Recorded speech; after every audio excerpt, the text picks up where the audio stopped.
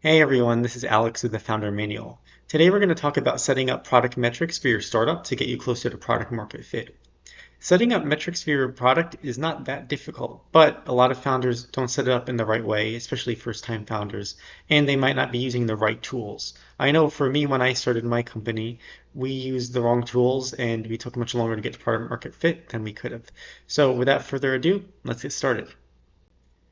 So here I've got a template on how to track key product metrics. It tells you how to use it and the different ways you'd use the data. I'm going to go quickly into this product metrics tab.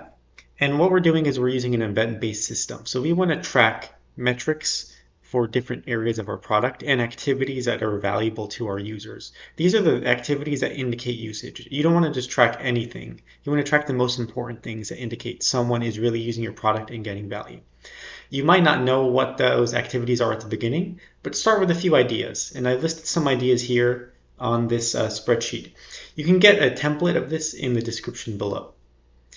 So let's say, for example, I have an event called page view. You might want to track those. We're going to include certain information about who the user is and what organization they're part of, and then why this is important to track.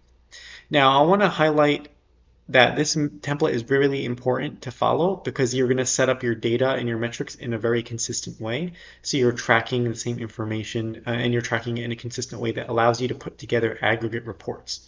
So for example, if we go to paywall here, I have several paywall events, but the event name is the same. That's because I want to group those activities under that same event.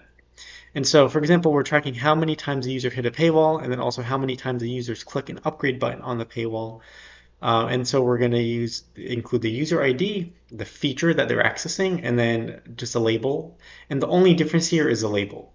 So again, I'm going to be able to set up metrics that show how many times a paywall was hit, how many times the paywall was clicked, and then I could even set up metrics that compare the two. What percentage of paywall hits lead to a click? Right? And then that allows you to optimize different areas of your system. So you've got many ideas here on how to events on how to track. This is a very general template, of course, but it has specific information on and specific ideas on how to set that up.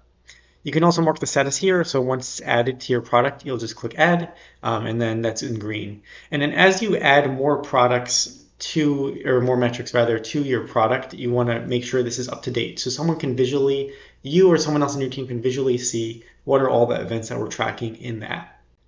To show you how powerful this can be, I've got a graph here on paywall hits versus click rates. So since I've set up that paywall metric very consistently, I can create a flow once I've got those events rolling into my system in Mixpanel and see what percentage of people hit the paywall, then clicked on it, and then went to the pricing or upgrade page.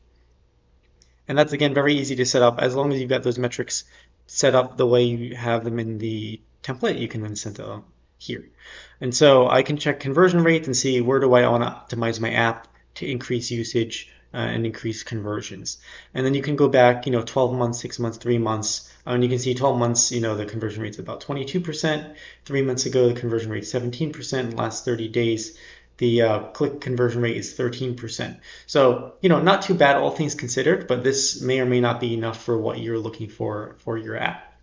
So the main idea here is we need to use an event-based system to set up metrics for our product so that we can consistently track certain events across the app and across certain actions that lead to users finding value and meeting the business needs and objectives that we have.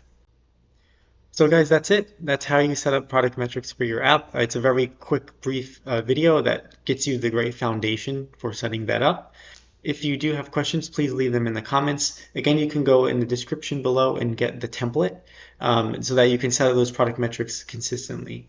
Again, it's really important to set up those metrics consistently so that you don't waste time waiting for the wrong metrics to come in, and so that you make sure you're able to easily group events and group actions and compare them in the ways that you want to.